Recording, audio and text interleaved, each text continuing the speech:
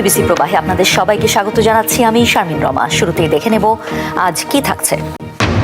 3 ফসলি জমিতে এই মৌসুমে একসাথে আলু আর ভুট্টা আবাদ করেছেন বগুড়া সদর উপজেলার রেজাউল করিম। তাই নিজের জমিতে সকাল থেকেই ব্যস্ত হয়ে পড়ছেন ফসলের পরিচর্যায়। মাঠে ব্যস্ততা থাকলেও নানা আলাপে উঠে আসে আগামী ফেব্রুয়ারির নির্বাচনের প্রসঙ্গ। রাজারহাট ইউনিয়নের মিস্টার করিমের জটিল রাজনীতির হিসাব নিকাশের চাইতেও বেশি আগ্রহ ভোট কেন্দ্রে গিয়ে ভোট দেওয়ার।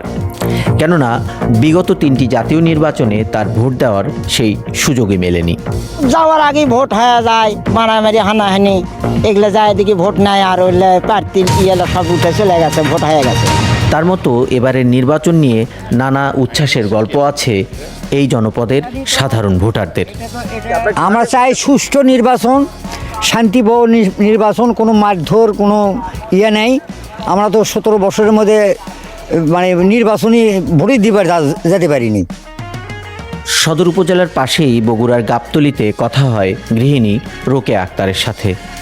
নির্বাচনে প্রার্থী আর জয় পরাজয় নিয়ে খুব একটা আগ্রহ নেই তার। তবে ভোটে যেই জিতুক, এই জনপদের নারীরা চান তাদের জন্য একটি নিরাপদ বাংলাদেশ। চায় সুন্দরভাবে দেশটা চালাক। এই যে মেয়েরা জায়গায় জায়গায় ধর্ষণ হচ্ছে, ইয়ে হচ্ছে, এলে কমুক, ভালো হোক। মাদক ব্যবসায় এলে কমে যাক। মেলা অনেক বাচ্চা কাচ্চা খারাপ হয়ে গেছে, এলে ভালো হোক। আল্লাহ মানুষের মতো চলপেলক, মানুষের মতো মানুষ তৌফিক দান করুক। যে কোনো একটা সরকার আসুক, সুস্থভাবে পরিচালনা করুক। এই যে আপনার যে সরকারি আসে, সরকারেরা চাই ভালো, কিন্তু জনগণেরাই যেমন নেতা ফেতারাই তো আপনার নষ্ট গোড়া করে। বিএনপির প্রতিষ্ঠাতা জিয়াউর রহমানের নিজ এলাকা বগুড়ার গাবতলী ও শাহজাহানপুর নিয়ে গঠিত বগুড়ার এই আসনে এবারও প্রার্থী হয়েছিলেন খালেদা জিয়া। তার মৃত্যুতে এই আসনে অন্য প্রার্থী দিয়েছে বিএনপি।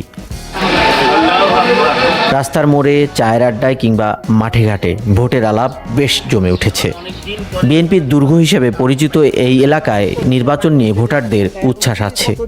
তবে বগুড়ার কোনো কোনো আসনে প্রতীক আর প্রার্থী নিয়ে কিছুটা সংকট রয়ে গেছে বিএনপির, বলছিলেন সাধারণ ভোটারদের অনেকেই। আগামী জাতীয় সংসদ নির্বাচনকে সামনে রেখে প্রতিনিয়ত মাঠে ঘাটে যাচ্ছে বিভিন্ন রাজনৈতিক দল ও প্রার্থীরা। ভোটারদের সমর্থন আদায়ের নানা চেষ্টা তারা চালাচ্ছেন। তবে এই জনপদেও ভোটের অঙ্ক যে খুব একটা সহজ তা কিন্তু নয়। বগুড়ার সদর আসনটিকে বিএনপির সবচেয়ে শক্ত অবস্থান বলেই মনে করেন ভোটাররা। এই আসনে এবার প্রথমবারের মতো প্রার্থী হয়েছেন তারেক রহমান। নির্বাচনী প্রচারণা সামগ্রী না থাকলেও পথে পথে ব্যানার ফেস্টুনও বেশ চোখে পড়ছিল। স্বাভাবিকভাবেই বিএনপির এই ঘাঁটি বগুড়া এবং এখানকার মানুষ সবসময় বিএনপিকে তারা ভালোবেসে আপনার বিএনপিকে ভোট দিয়েছে, বিএনপিকে নির্বাচিত করেছে। আপনি দেখুন, দীর্ঘ 16 বছর ফ্যাসিস্ট সরকার ক্ষমতায় ছিলেন, বগুড়ায় কোনো উন্নয়ন হয়নি, বগুড়াকে বঞ্চিত রাখা হয়েছিল, কারণ বগুড়া হলো বিএনপির ঘাঁটি। বাকি 6টি আসনের মধ্যে অন্তত 3টি আসনে শক্ত প্রতিদ্বন্দ্বিতার আভাস পাওয়া যাচ্ছে। এই এলাকায় স্বাধীনতা পূর্ববর্তী ভোটের সমীকরণ টেনে জামায়াতের দাবি এটি ছিল তাদেরই দুর্গ, সেই দুর্গই ফেরত আনতে চান তারা। আমি কিন্তু আগেই বলেছি এটা বিএনপির ঘাঁটি ছিল না, এটা জামাতের ঘাঁটি ছিল। কিন্তু আমরা জোটবদ্ধ নির্বাচন করার কারণে আমরা এখানে কোনো সময় নির্বাচন ওইভাবে সবগুলো আসলে করিনি। কিন্তু এখন তার জোট নেই, এখন জোট না থাকার কারণে আমরা কিন্তু 7টা আসনে নির্বাচন করছি। সুতরাং আমাদের ঘাঁটি আমরা পুনরুদ্ধার করবো, এটাই তো স্বাভাবিক। জোটভুক্ত নির্বাচনের কারণে জেলার একটি আসনে এখনও চূড়ান্ত হয়নি বিএনপি জোটের প্রার্থী। এছাড়াও 2টি আসনে আছে জামায়াতের শক্ত অবস্থান, যে কারণে স্থানীয় পর্যবেক্ষক মহলও আভাস দিচ্ছেন প্রতিদ্বন্দ্বিতাপূর্ণ নির্বাচনের। দেখতে পাচ্ছি যে মোটামুটি বিরোধী দল 2টা জোটে বিভক্ত হয়ে গেছে তারা। তো এখন সেক্ষেত্রে সমীকরণ তো কিছুটা আসে এবং 2টা দলেরই কিছুটা প্রাধান্য আমরা লক্ষ্য করছি। এবং আমার যেটা শঙ্কা যে এখানে বিএনপির যে দুর্গতে হয়তো কোনো পক্ষ তারা একটা মানে ভোটের রাজনীতিতে কোনো কোনো ক্ষেত্রে এগিয়েও যেতে পারে 2-1টি আসনে। এর বাইরেও এই জেলায় জাতীয় পার্টি, ইসলামী আন্দোলন, জাসদ, কমিউনিস্ট পার্টির প্রার্থীরাও আছেন নির্বাচনের মাঠে। প্রার্থিতা প্রত্যাহার ও প্রতীক বরাদ্দের পরই 22শে জানুয়ারি থেকে শুরু হবে নির্বাচনের আনুষ্ঠানিক প্রচার প্রচারণা। কয়েক দশক ধরে রেজা সাইরাস পাহলভি ছিলেন বিদেশে নির্বাসিত ইরানি বিরোধীদের মার্জিত ও পরিচিত মুখ। যুক্তরাষ্ট্রের বাসিন্দা সাবেক এই ফাইটার পাইলট দীর্ঘদিন ধরে অহিংস আন্দোলন ও ধর্মনিরপেক্ষ গণতন্ত্রের কথা বলে এসেছেন। তবে সম্প্রতি নাটকীয়ভাবে বদলে গেছে তার সুর। এক্স অ্যাকাউন্টে দেওয়া এক বিবৃতিতে পাহলভি ঘোষণা করেন, আমাদের লক্ষ্য এখন আর কেবল রাস্তায় নামা নয়, আমাদের লক্ষ্য হলো শহরের কেন্দ্রস্থল দখল এবং সেগুলো নিয়ন্ত্রণে রাখার প্রস্তুতি নেওয়া। তার এই বার্তার পরই দেশের বিভিন্ন স্থানে সশস্ত্র সন্ত্রাসী হামলা হয়েছে বলে দাবি রাষ্ট্রীয় সংবাদ মাধ্যমের। ইরানের শেষ রাজা শাহ মোহাম্মদ রেজা পাহলভির বড় ছেলে রেজা সাইরাস পাহলভি। তেহরানে তার জন্ম 1960 সালের 31 অক্টোবর।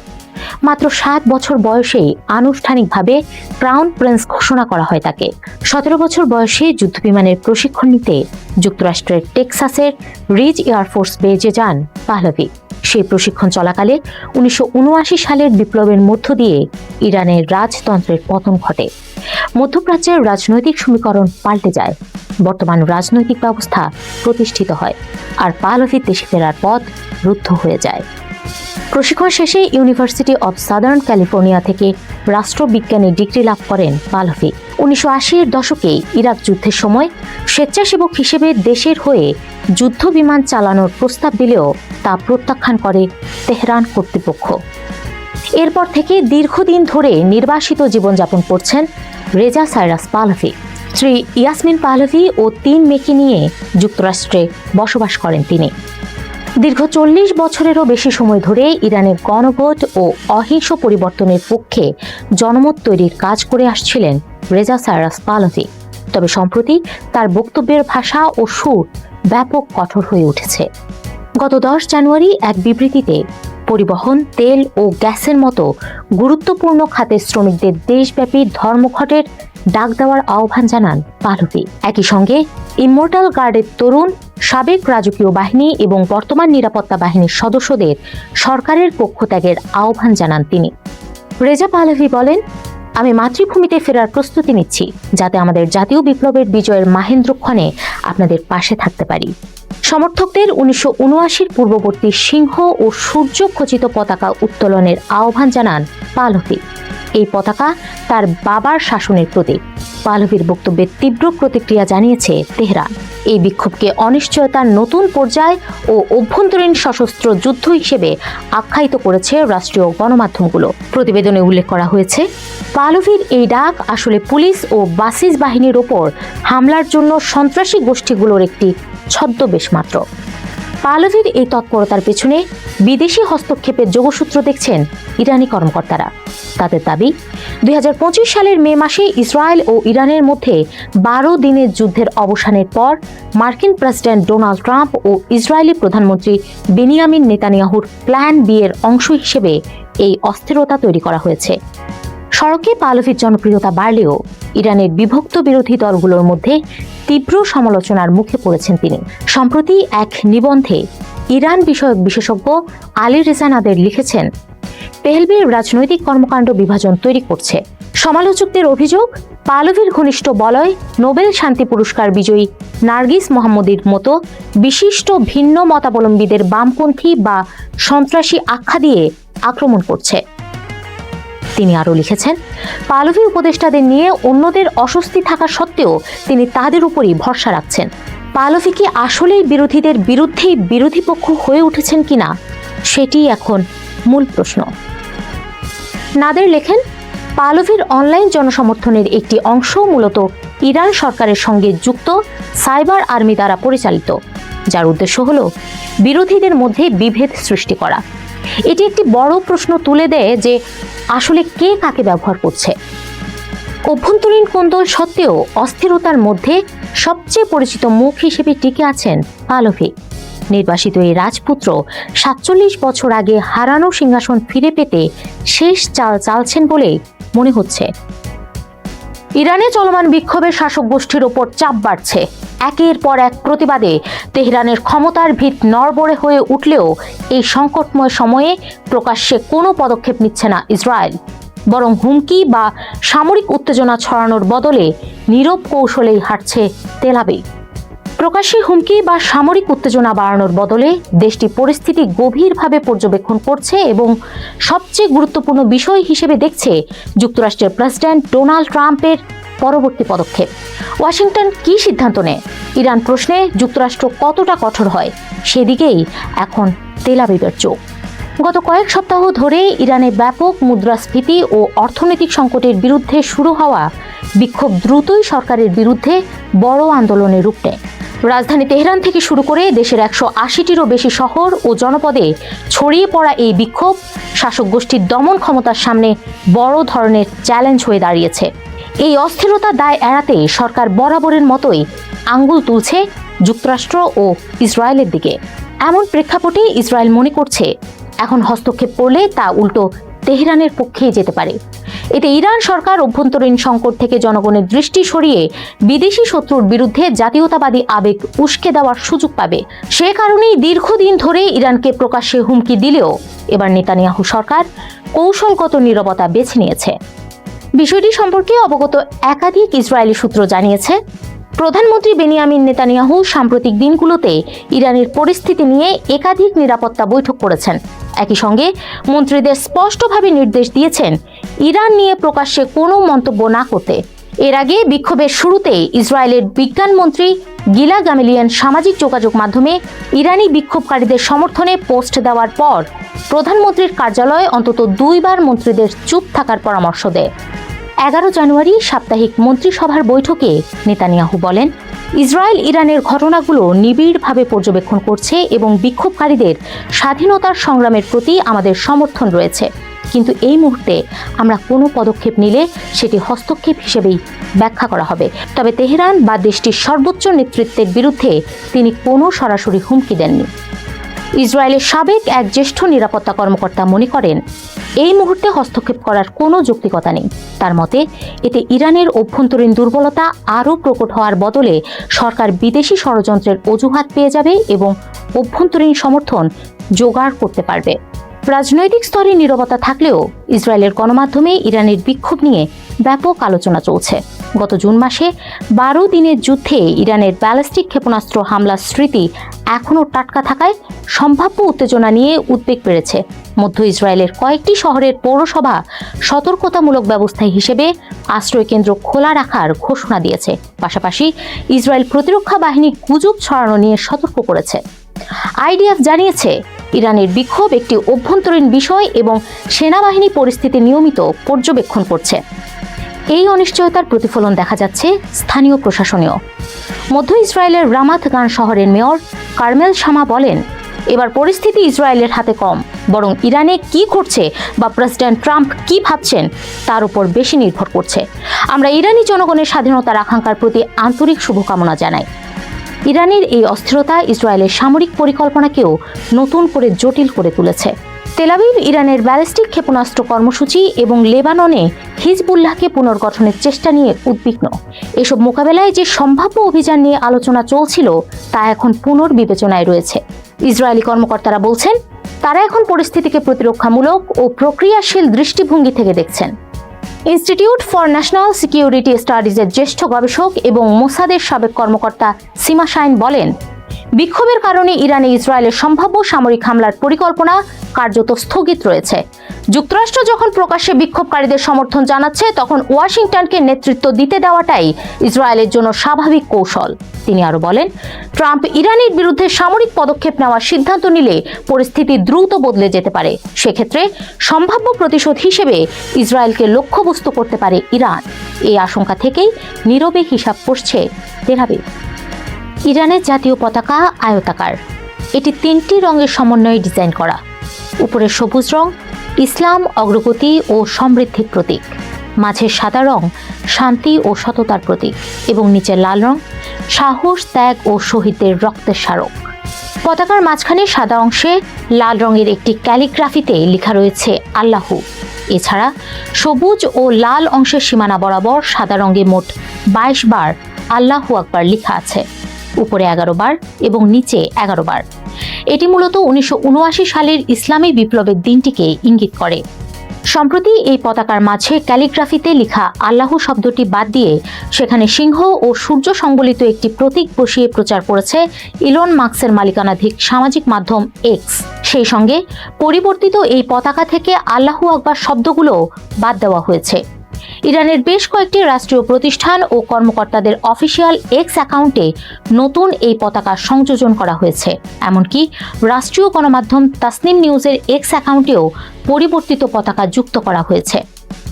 পরিবর্তিত এই পতাকাটি ইরানে 1979 সালে হওয়া ইসলামী বিপ্লবের আগের পতাকা।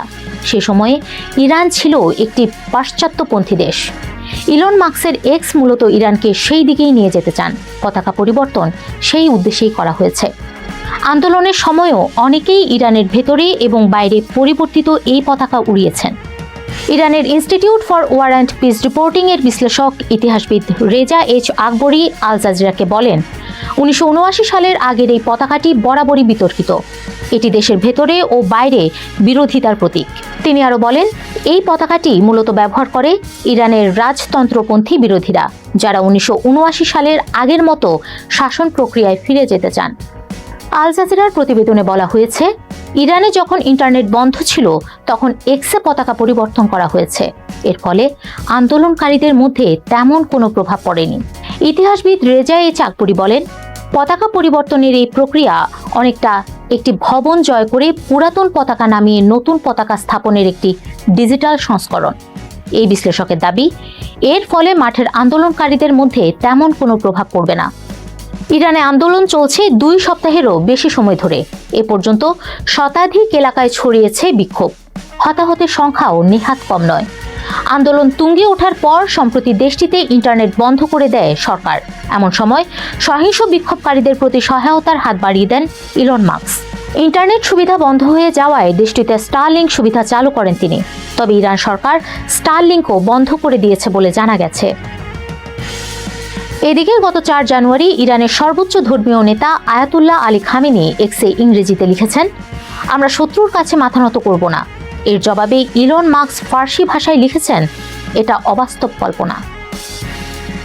এসব কার্যকলাপের সঙ্গে পতাকা পরিবর্তনের বিষয়টি যোগ করলে বোঝা যায়, ট্রাম্প প্রশাসন থেকে পদত্যাগ করলেও ইরান হস্তক্ষেপের ক্ষেত্রে তাদের সঙ্গী হয়ে লড়ে যাচ্ছেন বিশ্বের সবচেয়ে ধনী এই ব্যক্তি। ইরানের পতাকা পরিবর্তনের মাধ্যমে ইসলামী বিপ্লবের আগের শাসনে ফিরে যাওয়ার ইঙ্গিত দেওয়া হচ্ছে। সাম্প্রতিক বিক্ষোভের সময় ক্ষমতাচ্যুত শাহের পুত্র রেজা পাহলভি বিক্ষোভকারীদের রাস্তায় নেমে ইরানের শহর দখল করার আহ্বান জানিয়েছিলেন। এমনকি পাহলভি নিজেই একজন অন্তর্বর্তীকালীন নেতা হিসেবে কাজ করার প্রস্তাব দিয়েছিলেন। তবে বিশ্লেষকরা বলছেন, এই আন্দোলনের অন্যতম উস্কানিদাতা রেজা পাহলভি আর দেশটির শাসন ক্ষমতায় ফিরে আসতে পারবেন না। ওয়াশিংটনের স্টিমসন সেন্টারের বিশিষ্ট ফেলো এবং জর্জ ওয়াশিংটন বিশ্ববিদ্যালয়ের আন্তর্জাতিক বিষয়ক প্রভাষক বারবারা স্লাভিন বলেন, ইরানে অনেক যোগ্য মানুষ আছেন যারা ক্ষমতায় থাকা ব্যক্তিদের প্রতিস্থাপন করতে পারেন। দুর্ভাগ্যবশত তাদের বেশিরভাগই কারাগারী। বিশ্লেষকরা একমত যে 47 বছর ক্ষমতায় থাকার পর ইরানের ইসলামী প্রজাতন্ত্রের পতন হলে পাহলভি দেশকে এগিয়ে নিয়ে যাওয়ার জন্য উপযুক্ত ব্যক্তি নন। ভেনেজুয়েলার প্রেসিডেন্ট নিকোলাস মাদুরোকে অপহরণের মধ্য দিয়ে বিশ্ব নেতাদের এক আগ্রাসী বার্তা দিয়েছেন মার্কিন প্রেসিডেন্ট ডোনাল্ড ট্রাম্প। হয় আমার কথা শোনো, নয় চড়া মাশুল দিতে প্রস্তুত থাকো। এই আগ্রাসী নীতি এখন গ্রিনল্যান্ড ও কিউবায় প্রয়োগ করতে চাইছেন ট্রাম্প। এরই মধ্যে কিউবার প্রেসিডেন্ট মিগুয়েল দিয়াজ-কানেলকে হুঁশিয়ারি দিয়ে বলেছেন, ভেনেজুয়েলা তেল ও অর্থ সহায়তা পেতে চাইলে চুক্তিতে আসুন, নয়তো সব বন্ধ। 24 ঘন্টার মধ্যেই এর কড়া জবাব দিয়েছেন কিউবার প্রেসিডেন্ট। ট্রাম্পের হুঁশিয়ারির জবাবে মিগুয়েল দিয়াসের সাফ কথা, আমাদের কি করতে হবে তা কেউ ঠিক করে দিতে পারে না, যা যুক্তরাষ্ট্র কিউবা উত্তেজনায় নতুন এক মাত্রা যোগ করেছে। কিউবার সঙ্গে যুক্তরাষ্ট্রের উত্তেজনার শুরুটা গত 11 জানুয়ারিতে। ট্রুথ সোশ্যালে দেওয়া এক পোস্টে ট্রাম্প দাবি করেন, বহু বছর ধরে ভেনেজুয়েলা থেকে বিপুল পরিমাণ তেল ও টাকা পেয়ে এসেছে কিউবা, যার বদলে ভেনেজুয়েলার শেষ 2 স্বৈরশাসককে নিরাপত্তা সেবা দিয়েছে তারা। আর হবে না, কিউবার কাছে আর কোনো তেল বা টাকা যাবে না যদি না তারা চুক্তিতে আসে।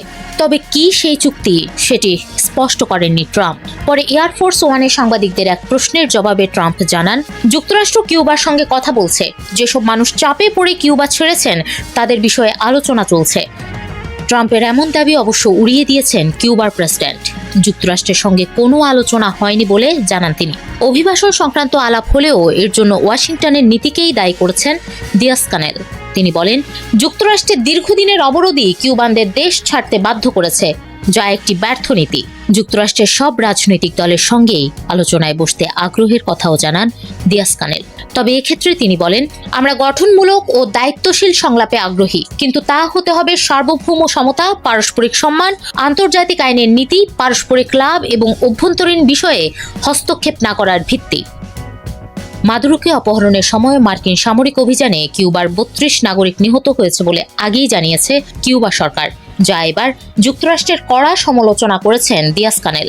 তিনি বলেন, কিউবা কখনো আগ্রাসন চালায় না, বরং 66 বছর ধরে যুক্তরাষ্ট্র কিউবার ওপর আগ্রাসন চালিয়ে আসছে। কিউবা হুমকি দেয় না, বরং শেষ রক্তবিন্দু পর্যন্ত মাতৃভূমি রক্ষার জন্য প্রস্তুত থাকে। এরপর ট্রাম্পকে ইঙ্গিত করে দিয়াস কানেল বলেন, যারা সবকিছুকে ব্যবসায় পরিণত করে, এমনকি মানব জীবনকেও, আমাদের দিকে আঙ্গুল তোলার কোনো নৈতিক অধিকার তাদের নেই। যে কোনোভাবেই হোক না কেন, গ্রিনল্যান্ড দখল করেই ছাড়বেন মার্কিন প্রেসিডেন্ট ডোনাল্ড ট্রাম্প। ওইদিকে ডেনমার্ক বলছে, কোনোভাবেই দ্বীপটি দখল করতে দেওয়া হবে না। দ্বীপ দখল করতে এলেই গুলি করার নির্দেশ দিয়েছে গ্রিনল্যান্ড কর্তৃপক্ষ। খনিজ সম্পদে ভরা দ্বীপটিকে নিয়ে যখন বাকযুদ্ধ তুঙ্গে, তখনই গ্রিনল্যান্ডের বৈধ মালিক ডেনমার্কে সফরে যাচ্ছেন মার্কিন প্রতিনিধি দল। ডেমোক্র্যাট দলীয় সিনেটর ক্রিস কুনসের নেতৃত্বে অন্তত 9 জন কংগ্রেস সদস্য এই সফরে অংশ নিচ্ছেন। দলে রিপাবলিকান সিনেটর থম টিলিসও রয়েছেন। প্রতিনিধি দলটি 16 বা 17 জানুয়ারি কোপেনহেগেনে অবস্থান করবে এবং ডেনমার্ক ও গ্রিনল্যান্ডের উচ্চ পর্যায়ের সরকারি কর্মকর্তা এবং ব্যবসায়িক নেতাদের সঙ্গে বৈঠক করবে। এই সফরে মার্কিন প্রতিনিধি দলের গ্রিনল্যান্ডে যাওয়ার কথাও ছিল, তবে কারিগরি ত্রুটির কারণে তা হচ্ছে না। সফরের বিষয়ে অ্যাসোসিয়েটেড প্রেসকে দেওয়া সাক্ষাৎকারে মার্কিন সিনেটর কুনস বলেন, আমরা জানি তাদের সঙ্গে আমাদের দীর্ঘদিনের সম্পর্ক কতটা মূল্যবান। গ্রিনল্যান্ড নিয়ে চলমান আলোচনায় আমরা কোনো হস্তক্ষেপ করতে চাই না। সিনেটর কুনস আরও জানান, যুক্তরাষ্ট্র ও ডেনমার্ক বহু বছর ধরে ঘনিষ্ঠ মিত্র। 9/11-এর হামলার পর ডেনমার্ক যুক্তরাষ্ট্রের পাশে দাঁড়িয়েছিল এবং এরপর থেকে নানা বিষয়ে একসঙ্গে কাজ করে আসছে। চলতি মাসে গ্রিনল্যান্ড নিয়ে ট্রাম্পের অবস্থান কঠোর হওয়ায় যুক্তরাষ্ট্র, ডেনমার্ক ও গ্রিনল্যান্ডের মধ্যে টানাপোড়েন বেড়েছে। প্রেসিডেন্ট ট্রাম্প বলেন, আমরা গ্রিনল্যান্ড না নিলে রাশিয়া বা চীন নেবে, আর আমি সেটা হতে দেব না। আমি তাদের সঙ্গে চুক্তি করতে চাই, এটাই সহজ পথ, কিন্তু যেভাবেই হোক শেষ পর্যন্ত গ্রিনল্যান্ড আমাদেরই হবে। এদিকে চীন এই বক্তব্যের কড়া প্রতিক্রিয়া জানিয়েছে। বেইজিং বলেছে, গ্রিনল্যান্ড ইস্যুতে যুক্তরাষ্ট্র যেন অন্য দেশকে অজুহাত হিসেবে ব্যবহার না করে। চীনের পররাষ্ট্র মন্ত্রণালয়ের মুখপাত্র মাউনিং বলেন, আর্কটিকে চীনের কর্মকাণ্ড শান্তি, স্থিতিশীলতা ও টেকসই উন্নয়নের লক্ষ্যেই পরিচালিত এবং আন্তর্জাতিক আইনের সঙ্গে সামঞ্জস্যপূর্ণ। গ্রিনল্যান্ডকে নিয়ে ট্রাম্পের একের পর এক মন্তব্যের জবাবে ডেনমার্কের প্রধানমন্ত্রী মেটে ফ্রেডেরিকসেন সতর্ক করে বলেছেন, গ্রিনল্যান্ড দখলের চেষ্টা ন্যাটোর জন্য মারাত্মক পরিণতি ডেকে আনবে। অন্যদিকে গ্রিনল্যান্ডের প্রধানমন্ত্রী জেন্স ফ্রেডেরিক নিউসেন এক বিবৃতিতে জানিয়েছেন, গ্রিনল্যান্ডের ভবিষ্যৎ নির্ধারণ করবে সেখানকার জনগণই। তিনি বলেন, আমরা একটি গণতান্ত্রিক সমাজ, আন্তর্জাতিক আইন মেনে আমাদের সিদ্ধান্ত আমরা নিজেরাই নেব। গ্রিনল্যান্ড নিয়ে সম্প্রতি ট্রাম্প যেসব মন্তব্য করেছেন তা যে কোনো দেশের জন্যই মানহানিকর। অ্যাসোসিয়েটেড প্রেসের প্রতিবেদনে বলা হয়েছে, মার্কিন সিনেটরদের এই সফরের মূল কারণ হল গ্রিনল্যান্ড নিয়ে ট্রাম্পের বক্তব্যে যে কূটনৈতিক অস্বস্তি তৈরি হয়েছে তা প্রশমিত করা এবং ডেনমার্ককে স্পষ্ট বার্তা দেওয়া যে যুক্তরাষ্ট্র এখনও তাদের সুযোগ্য মিত্র হয়েই থাকতে চায়। ভেনেজুয়েলার প্রেসিডেন্ট নিকোলাস মাদুরোকে অপহরণ করে যুক্তরাষ্ট্রে নিয়ে যাওয়ার পর দেশটির রাজনৈতিক অঙ্গনে বড় পরিবর্তনের ইঙ্গিত মিলেছে। মাদুরোর সময় গ্রেফতার হওয়া কমপক্ষে 116 জন বন্দীকে মুক্তি দিয়েছে সরকার। 12 জানুয়ারি ভেনেজুয়েলার কারাগার পরিষেবা মন্ত্রণালয় জানায়, কয়েক ঘন্টার মধ্যে বন্দীদের মুক্তি দেওয়া হয়েছে। এর কয়েকদিন আগেও একই ধরনের আরেক দফা বন্দীদের মুক্তি দেওয়া হয়েছিল। মন্ত্রণালয়ের পক্ষ থেকে দেওয়া বিবৃতিতে বলা হয়, মুক্তিপ্রাপ্ত ব্যক্তিদের সাংবিধানিক শৃঙ্খলা ব্যাহত করা এবং জাতির স্থিতিশীলতা নষ্ট করার সঙ্গে জড়িত কর্মকাণ্ডের অভিযোগে আটক করা হয়েছিল। তবে ভেনেজুয়েলা সরকারের দেওয়া তথ্যের সঙ্গে মিল নেই মানবাধিকার সংস্থা ফোরো পেনাল গ্রুপের তথ্যের। সংস্থাটি জানায়, মোট 41 জন বন্দী মুক্তি পেয়েছেন, যাদের মধ্যে 24 জনকে রাতারাতি ছেড়ে দেওয়া হয়েছে। দীর্ঘদিন ধরেই ভেনেজুয়েলার রাজনৈতিক বন্দীদের মুক্তির দাবি জানিয়ে আসছে বিভিন্ন মানবাধিকার গোষ্ঠী, আন্তর্জাতিক সংস্থা এবং বিরোধী দলের নেতা। তাদের অভিযোগ, রাজনৈতিক মতভিন্নতার কারণে বহু মানুষকে আটক রাখা হয়েছে। বিভিন্ন মানবাধিকার সংগঠনের হিসাব অনুযায়ী বর্তমানে ভেনেজুয়েলায় রাজনৈতিক বন্দীর সংখ্যা 800 থেকে 1200 জনের মধ্যে রয়েছে। মার্কিন প্রেসিডেন্ট ডোনাল্ড ট্রাম্পের চাপে এই বন্দি মুক্তির প্রক্রিয়া শুরু হয় গত 8 জানুয়ারি। 10 জানুয়ারি বিশেষ আয়োজনে বন্দি মুক্তি উদযাপন করেন ট্রাম্প। তিনি বলেন, যারা মুক্তি পেয়েছেন তারা যেন মনে রাখেন, যুক্তরাষ্ট্র যা করার ছিল তা করেছে বলেই তারা আজ মুক্ত। ভেনেজুয়েলা সরকার জানায়, এই দফায় মুক্তি পাওয়া বন্দীদের মধ্যে 2 জন ইতালীয় নাগরিক রয়েছেন। তাদের মুক্তির পর ভেনেজুয়েলার রাজধানী কারাকাসের সঙ্গে রোমের সম্পর্ক আরও উন্নত করার প্রতিশ্রুতি দেন ইতালির পররাষ্ট্রমন্ত্রী আন্তোনিও তাজানি। তবে মানবাধিকার সংগঠনগুলোর তথ্য অনুযায়ী ইতালি ও ভেনেজুয়েলার দ্বৈত নাগরিকত্ব থাকা কয়েক ডজন মানুষ এখনও ভেনেজুয়েলার কারাগারে বন্দী রয়েছেন। এদিকে 12 জানুয়ারি এক ব্যক্তিগত অনুষ্ঠানে পোপ লিও চতুর্দশের সঙ্গে সাক্ষাৎ করেন ভেনেজুয়েলার বিরোধী দলীয় নেত্রী ও নোবেল শান্তি পুরস্কার বিজয়ী মারিয়া করিনা মাচাদো। এই বৈঠক সম্পর্কে খুব বেশি তথ্য প্রকাশ করা হয়নি। ইউরোপ সফরে থাকা মাচাদো এই সপ্তাহে যুক্তরাষ্ট্রে গিয়ে ট্রাম্পের সঙ্গে দেখা করবেন বলে আশা করা হচ্ছে। এর আগে 3 জানুয়ারি তিনি বলেছিলেন, দেশ পরিচালনার ক্ষেত্রে নিকোলাস মাদুরোর কোনো সমর্থন বা বৈধতা নেই। নোবেল শান্তি পুরস্কার ট্রাম্পকে উৎসর্গ করেছিলেন তিনি। মাদুরো স্থলাভিষিক্ত হয়ে নিজেদের একজন নেতাকে ক্ষমতায় বসাতে দীর্ঘদিন ধরে দাবি জানিয়ে আসছেন ভেনেজুয়েলার বিরোধী দলের নেতারা। তারা যুক্তরাষ্ট্রের রিপাবলিকান ও ডেমোক্রেট 2 দলেরই সমর্থন পেয়েছেন। তবে মাদুরোকে অপহরণের পর পাল্টে যায় পরিস্থিতি। বিরোধী দলকে পাশ কাটিয়ে মাদুরোর ভাইস প্রেসিডেন্ট ডেলসি রদ্রিগেজকে অন্তর্বর্তীকালীন প্রেসিডেন্ট হিসেবে দায়িত্ব দেন ট্রাম্প। এই সিদ্ধান্তের ফলে ভেনেজুয়েলার রাজনৈতিক পরিস্থিতি আরও অনিশ্চিত হয়ে পড়েছে বলে মনে করেন বিশ্লেষকেরা। ইরানের শাসন ব্যবস্থা এখন চরম চাপে। দেশ জুড়ে চলমান বিক্ষোভ আর যুক্তরাষ্ট্রের বাড়তে থাকা চাপ নড়বড়ে করে দিয়েছে তেহরানের ক্ষমতার ভিত্তি। প্রশ্ন উঠছে, আয়াতুল্লাদের জন্য খেলা কি সত্যি শেষের পথে, নাকি এখনো তাদের হাতে কিছু বিকল্প রয়ে গেছে? সংকট যদি আরো গভীর হয়, তাহলে সরকার কোন পথে এগোবে? জীবনযাত্রার ব্যয় বৃদ্ধি ও সরকার পরিবর্তনের দাবিতে তেহরানে গত বছরের 28 ডিসেম্বর প্রধান 2টি বাজারে বিক্ষোভের সূত্রপাত। এই বিক্ষোভ রূপ নিয়েছে সহিংসতায়। সরকারের হিসাবেই গেল 3 সপ্তাহে নিরাপত্তা বাহিনীর সঙ্গে সংঘর্ষে প্রাণ হারিয়েছে অন্তত 2000 মানুষ। পরিস্থিতি নিয়ন্ত্রণে দেশ জুড়ে ইন্টারনেট সেবা বন্ধ রেখেছে সরকার। তবে বাধা হয়ে দাঁড়িয়েছেন যুক্তরাষ্ট্রের প্রেসিডেন্ট ডোনাল্ড ট্রাম্প। বিক্ষোভকারীদের উস্কে দিয়ে সাহায্য পাঠানোর বার্তা দিয়েছেন তিনি। পাশাপাশি ইরানের সঙ্গে যাদের বাণিজ্যিক সম্পর্ক রয়েছে তাদের উপর 25% শুল্ক আরোপের ঘোষণা দিয়েছেন মার্কিন প্রেসিডেন্ট। ইরানের চির প্রতিদ্বন্দ্বী ইসরায়েল দাবি করছে শীঘ্রই পতন হবে খামেনির। এই অবস্থায় প্রথম বিকল্প হিসেবে সংকটকে জাতীয় নিরাপত্তা ইস্যুতে রূপ দিতে পারে ইরান সরকার। অর্থাৎ বিক্ষোভকে অভ্যন্তরীণ অসন্তোষ হিসেবে না দেখে একটি যুক্তরাষ্ট্র ও ইসরায়েল বনাম ইরান সংঘাতের ফ্রেমে ঠেলে দেওয়া। বাস্তবে এই আন্দোলনের সূচনা হয়েছিল ভিন্ন কারণে। এর কেন্দ্রে ছিল ভেঙে পড়া অর্থনীতি, মূল্যস্ফীতি ও জীবনযাত্রার ক্রমবর্ধমান চাপ। শুরুতে তেহরানও তা স্বীকার করেছিল। প্রেসিডেন্ট মাসুদ পেজেশকিয়ান তখন বলেছিলেন, যুক্তরাষ্ট্র বা নিষেধাজ্ঞাকে নয়, দায় নিতে হবে রাষ্ট্রের ব্যর্থতাকেই। পরিস্থিতি জটিল হওয়ার সঙ্গে বদলেছে সেই অবস্থান। এখন সরকারের সুর আরও কঠোর। প্রেসিডেন্ট মাসুদ পেজেশকিয়ান সরাসরি দোষ চাপাচ্ছেন যুক্তরাষ্ট্র ও ইসরায়েলের ওপর। অর্থাৎ এখন ঘরের ক্ষোভকে বাইরের শত্রুর বিরুদ্ধে জাতীয় লড়াইয়ে পরিণত করার চেষ্টা করছে ইরান। বিদেশি শত্রু দেখিয়ে পুরো দেশকে একজোট করা ইরানের জন্য নতুন কিছু নয়। তবে এবার হুমকিটি কাল্পনিক নয়, বাস্তব। এমনকি যুক্তরাষ্ট্রের প্রেসিডেন্ট ডোনাল্ড ট্রাম্প বিষয়টি স্পষ্ট করেছেন নিজেই। এই পরিস্থিতিতে দ্বিতীয় বিকল্প হলো যুক্তরাষ্ট্রের সঙ্গে আলোচনা চালিয়ে যাওয়া। ইরানের অনেক সমস্যা এসেছে মার্কিন নিষেধাজ্ঞার কারণে। এগুলো প্রত্যাহার করা হলে অর্থনীতি উন্নতি হতে পারে। তবে এর জন্য ইরানকে আবার পারমাণবিক চুক্তিতে যেতে হবে ডোনাল্ড ট্রাম্পের সঙ্গে। 2015 সালের চুক্তি থেকে ট্রাম্প বের হয়ে গিয়েছিলেন। তারপর ইরানের ওপর চাপিয়েছিলেন আরো কঠোর নিষেধাজ্ঞা। ট্রাম্পের কথা যদি ইরান মেনে নেয়, তবে প্রত্যাহার হতে পারে নিষেধাজ্ঞা। অর্থাৎ তেহরানের সামনে 2টি পথ: সংঘাত বাড়িয়ে দেশকে একজোট করা, অথবা শর্ত মেনে আলোচনার মাধ্যমে পরিস্থিতি সামলানো। আলোচনার জন্য 2 পক্ষই আগ্রহী। ট্রাম্পের দাবি অনুযায়ী একদিন আগেই ইরানের নেতারা ফোনালাপে আলোচনায় বসার কথা জানিয়েছিলেন। তবে আলোচনাটি হতে হবে সঠিক ও বাস্তব। আলোচনার দুটি বড় সুবিধা হচ্ছে, এটি মার্কিন সামরিক হামলার ভয় কমাবে। 2, এই আলোচনা জনগণের আস্থা বাড়াতে সাহায্য করবে, কারণ তারা দেখবে সমস্যার সমাধানে ভীষণ আগ্রহী সরকার।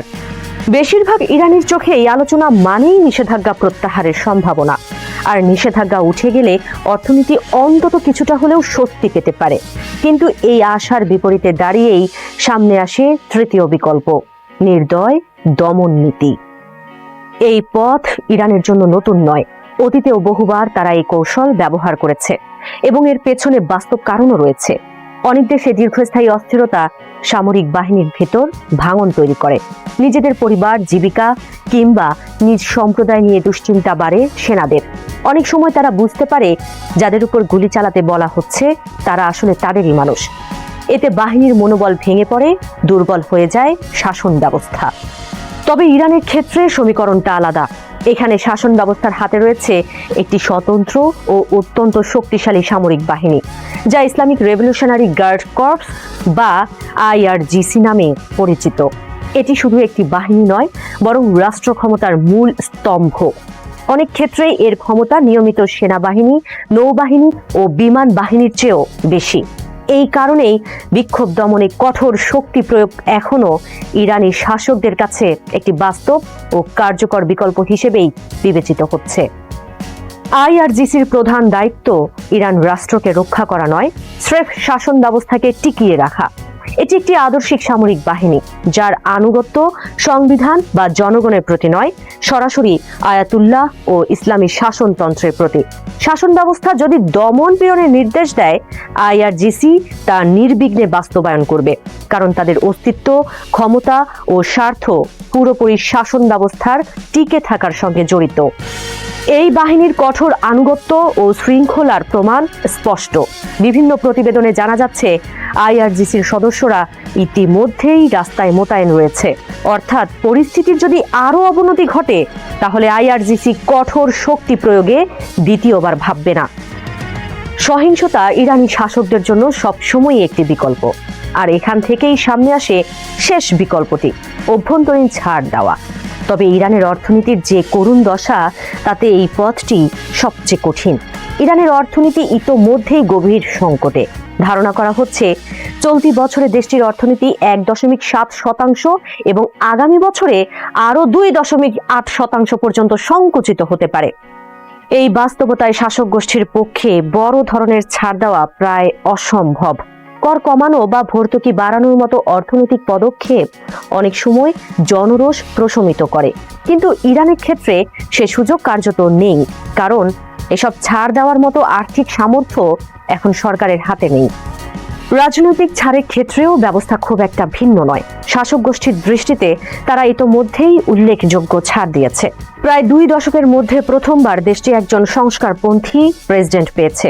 একই সঙ্গে তিনি ধর্মযাজক নন, এটিও বিরল একটি ঘটনা।